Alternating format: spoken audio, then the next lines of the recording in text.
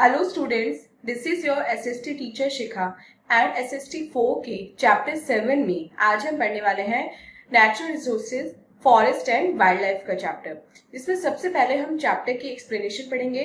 उसके बाद हम चैप्टर की एक्सरसाइज को सॉल्व करेंगे, जिससे आपको कंप्लीट चैप्टर का कॉन्सेप्ट अच्छे से समझ में आ जाए। So without wasting any more time, let's get started. So students, this is our today's chapter number 7, and the name of the chapter is Natural Resources, Forest and Wildlife. इस chapter में हम पढ़ेंगे forest and wild life, जो हमारी natural resources है उनके बारे में। सबसे पहले लर्निंग ऑब्जेक्टिव्स में देखते हैं आज हमें कौन कौन से टॉपिक कवर करने हैं। Forest in India, wild life in India and conservation of forest. इस तीनों टॉपिक आज हम अपने इस चैप्टर में कवर करेंगे। मेन चैप्टर स्टार्ट करने से पहले लेट्स वार्म अप सेक्शन में देखते हैं आज हमें कौन सी एक्टिविटी परफॉर्म करनी है।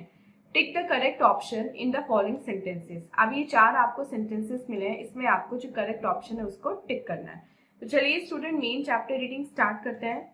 फॉरेस्ट क्या होता है? फॉरेस्ट एक बहुत बड़ा एरिया होता है जहाँ पे बहुत सारे ट्रीज एंड प्लांट्स एक दूसरे के आसपास ग्रो होते हैं, उसको बोलते हैं जंगल, उसको बोलते हैं फॉरेस्ट। फॉरेस्ट हमारे एनवायरनमेंट का एक इम्पॉर्टेंट पार्ट होता है, क्योंकि प्लांट्स और ट्रीज जो है वो एयर को क्लीन करते हैं, एयर को प्योरीफाई करते हैं, कार्बन डाइऑक्साइड को एब्जॉर्ब करके और ऑक्सीजन को देके। और हमारा एनवायरनमेंट क्या होता है? कार्बन डाइऑक्साइड फ्री हो जाता है और हमें फ्रेश ऑक्सीजन मिलती है। वो हमारी बेसिक नीड्स भी फुलफिल करते हैं, जैसे herbal medicine, timber, paper, rubber. इन सब की नीड जो है वो हमारी फॉरेस्ट से ही पूरी होती है। और फॉरेस्ट जो है वो सॉइल इरोजन को भी प्रिवेंट करते हैं। इंडिया में हमारा जो टोटल एरिया है उसका लगभग 22% जो पार्ट है वो फॉरेस्ट से घिरा हुआ है। यहाँ पे different types of trees grow होते हैं, जैसे evergreen forest, deciduous forest, tidal forest, thorn forest and mountain forest. और ये जो फॉरेस्ट हैं ये बहुत सारी वैरायटी में एक दूसरे से रिच हैं और बहुत सारे एनिमल्स एंड प्लांट्स को शेल्टर प्रोवाइड करते हैं। फर्स्ट टॉपिक पढ़ते हैं आज का, फॉरेस्ट इन इंडिया। इंडिया में कौन कौन से फॉरेस्ट प्राप्त होते हैं, पाए जाते हैं। First is evergreen forest. In forest को ट्रॉपिकल फॉरेस्ट भी बोला जाता है। और जो एवरग्रीन फॉरेस्ट हैं वो उन एरियाज में पाए जाते हैं जहाँ पे जो रेनफॉल है वो बहुत ज़्यादा हैवी होती है और यूजुअली 200 सेंटीमीटर से ज़्यादा होती है। और इंडिया में जो एवरग्रीन फॉरेस्ट हैं वो पाए जाते हैं वेस्टर्न घाट के वेस्टर्न स्लोप्स में, जैसे केरला और कर्नाटका जैसे स्टेट में। वो ईस्टर्न, नॉर्थ ईस्टर्न जो हिल्स है जैसे जयंतियन, खासी या फिर अंडमान निकोबार आइलैंड्स में भी मिलते हैं। इन फॉरेस्ट के जो ट्रीज हैं वो साल में किसी भी सीजन में अपनी लीव्स को शेड नहीं करते, अपनी पत्तियां नहीं गिराते, वो हमेशा ग्रीन लगते हैं, इसलिए इनको बोला जाता है एवरग्रीन फॉरेस्ट। और पूरे वर्ल्ड के more than half of plants and animals यहाँ पे पाए जाते हैं। ये फॉरेस्ट इक्वेटर के निकट होते हैं, मतलब इक्वेटर के पास में होते हैं।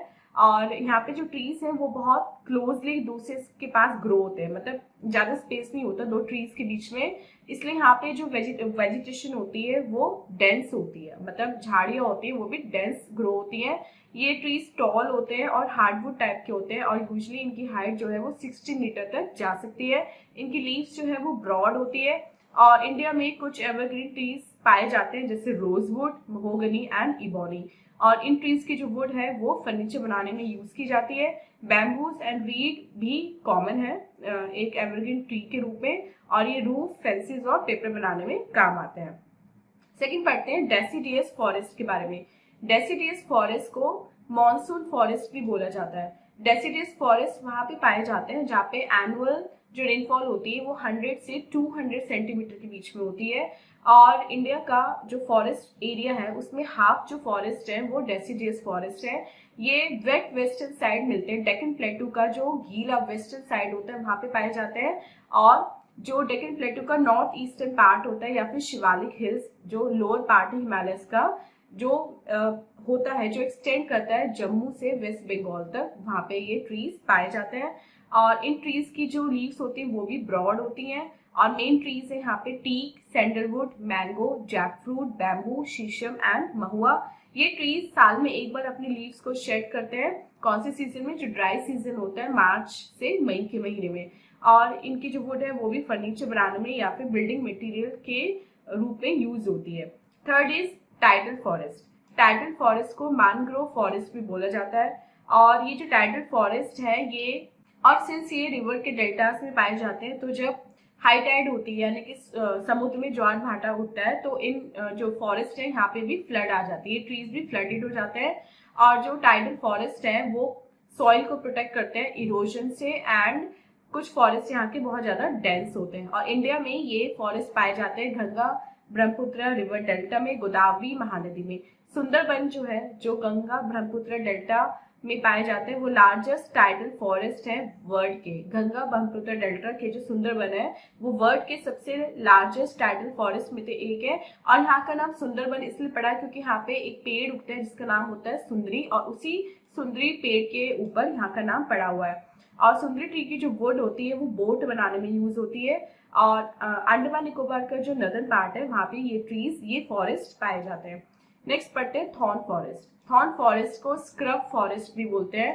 थॉर्न फॉरेस्ट वहां पे ग्रो करते हैं जहाँ पे जो रेनफॉल है वो लेस से 75 सेंटीमीटर होती है। इसलिए ये नॉर्थ वेस्ट इंडिया जैसे राजस्थान का कुछ पार्ट, पंजाब, उत्तर प्रदेश, मध्य प्रदेश, हरियाणा में पाए जाते हैं। और इनकी वैरायटी है कीकर, बबूल एंड ग्रास। और यहाँ की जो ट्रीज एंड श्रब्स हैं उनमें जो रूट होती है वो काफी थिक होती है, उनकी खाल भी, जो बार्क होती है, छाल, वो भी काफी मोटी होती है। इनके थॉर्न जो है, कांटे जो है वो शार्प होते हैं और छोटी लीव्स होती हैं। वो बिना पानी के काफी लंबे समय तक ग्रो कर सकते हैं, टिके रह सकते हैं। और thorn and cactus western Punjab and western Rajasthan में पाए जाते हैं जहाँ पे रेनफॉल 50 सेंटीमीटर से भी कम होती है। और ये जो प्लांट्स एंड ट्रीज हैं उनको ज्यादा रेन की नीड नहीं होती। कैटल, गॉट एंड शीप इनको खाते हैं और इन पे फीड करते हैं। नेक्स्ट पढ़ते हैं माउंटेन फॉरेस्ट के बारे में। माउंटेन फॉरेस्ट को कॉनिफॉरस फॉरेस्ट भी बोला जाता है। और ये काफी ग्रेट हाइट पे, मतलब काफी ऊंचाई पे पाए जाते हैं। ये हिमालयस के स्लोप्स पे, नॉर्थ में हिमालयस के स्लोप्स पे और साउथ में नीलगिरी जो हिल्स है वहां पे पाए जाते हैं। और इस फॉरेस्ट के जो ट्रीज है वो काफी लंबे होते हैं, बहुत ज्यादा टॉल होते हैं। और बहुत सारे ट्रीज की जो लीव होती है वो निडल शेप की होती है, इसलिए अगर आप छू रहे हो तो आपने सुई को छू लिया है। निडल शेप की होती है, निडल जैसी ही फील होती है। और इनकी जो वुड होती है वो सॉफ्ट होती है। Pine, cedar, spruce and silver fir यहाँ के कॉमन ट्रीज हैं। और जो रेसिन है यानी कि जिससे हम मुनक्का बनाते हैं वो भी यहाँ पे पाई जाती है। और इन जो फॉरेस्ट है इनको हम पेंट्स और वार्निश बनाने में यूज करते हैं। नेक्स्ट टॉपिक पढ़ते हैं wild life in India. India जो है वो फॉरेस्ट की तरह अपनी वाइल्ड लाइफ में भी काफी रिच है। Leopard, lion, Asiatic elephant, Bengal tiger और साइबेरियन क्रेन यहाँ पे कॉमनली मिलते हैं। Elephant, deer, panther, one horn rhinoceros, snow leopard etcetera यहाँ पे माउंटेन्स में, हिमालयस के माउंटेन में इजीली पाए जाते हैं। लॉयंस गिर के गुजरात में मिलते हैं, जबकि टाइगर जो है वो सुंदरबन में और ब्रह्मपुत्र वैली में मिलते हैं। इंडिया में 100 से ज्यादा नेशनल पार्क्स हैं और 50 से ज्यादा वाइल्ड लाइफ सेंचुरीज हैं अपनी एनिमल वेल्थ को प्रोटेक्ट करने के लिए।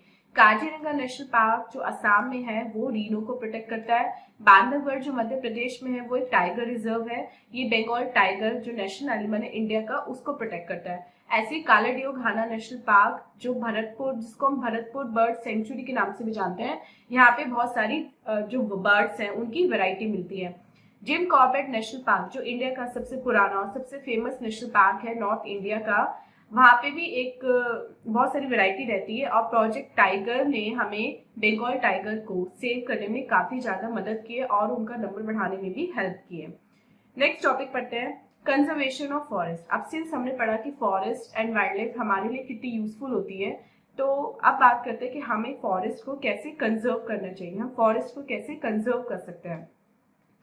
इंडिया में जो फॉरेस्ट वेल्थ है वो काफी पुरानी है और यहाँ पे जो वाइल्ड लाइफ मिलती है वो भी बहुत ज्यादा वैरायटी की है और बहुत वाइड रेंज की है। लेकिन अनफॉर्चुनेटली हमने इस चीज को समझा नहीं कि हम कितने धनी हैं इन सब चीजों में, और हमने इनका डिप्लीशन स्टार्ट कर दिया। हमने फॉरेस्ट को काटना शुरू कर दिया और इलीगल पोचिंग से एनिमल्स को मारना शुरू कर दिया, जिससे क्या हुआ, हमारी खुद की लाइफ पे खतरा हो गया। बहुत सारे एनिमल्स एंड प्लांट्स मर गए, बेघर हो गए, या फिर हमारे जो नेचुरल कैलेमिटीज हैं उनकी संख्या बढ़ गई, सॉइल इरोजन होने लगा, अर्थक्वेक्स आने लगे, फ्लड्स आने लगे। और ये सब क्यों हुआ? ये सब हुआ क्योंकि हमने अननेसेसरी, बिना सोचे समझे अपनी फॉरेस्ट वेल्थ को डिस्ट्रॉय किया है।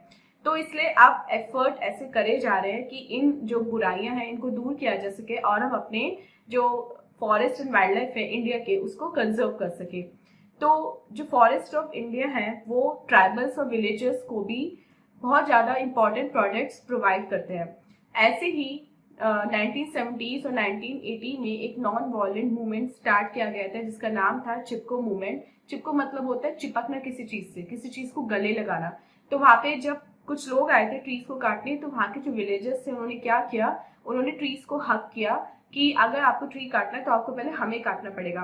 ये मूवमेंट बाद में हिमाचल प्रदेश से नॉर्थ कर्नाटका तक, राजस्थान और बिहार तक में फैल गया था। कहाँ से शुरू के, हिमालय से शुरू के।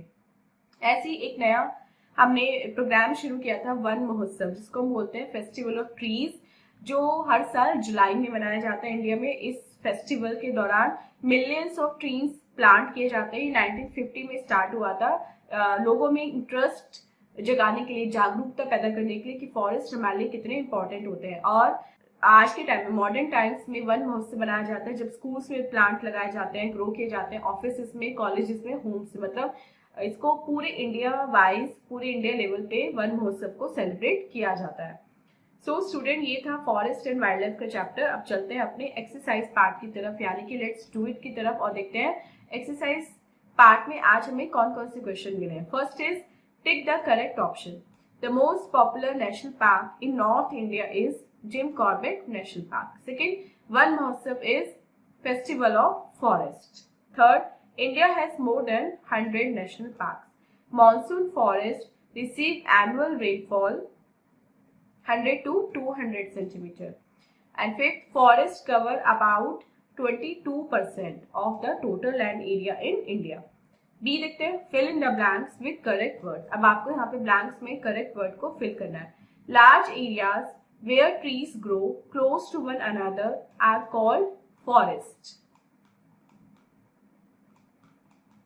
Second, forests prevent erosion of soil. Forests are found near equator, evergreen forest. Deciduous forest को mangrove forest भी बोला जाता है। Can survive without water for long period? Thorn forest. Thorn forest. And the mountain forests grow at a great height. C देखते हैं, write true or false for each statement. Evergreen forests are also called tropical forest. True. Second, the trees of thorn forest shed their leaves once a year. False. Tidal forests are found near river deltas. Yes, this is true. Fourth, coniferous trees have needle-shaped leaves. Yes, this is also true. And fifth, the Kala-Deoghana National Park is also called Bharatpur Bird Sanctuary. No, false. So students, this was the exercise. I hope आपको complete chapter with exercise अच्छे से समझ में आ गया है. And this was our today's video. मिलते हैं अपनी next video में इससे next chapter की explanation के साथ. Till then, आप अपना बहुत बहुत ध्यान रखिएगा एंड बाय बाय।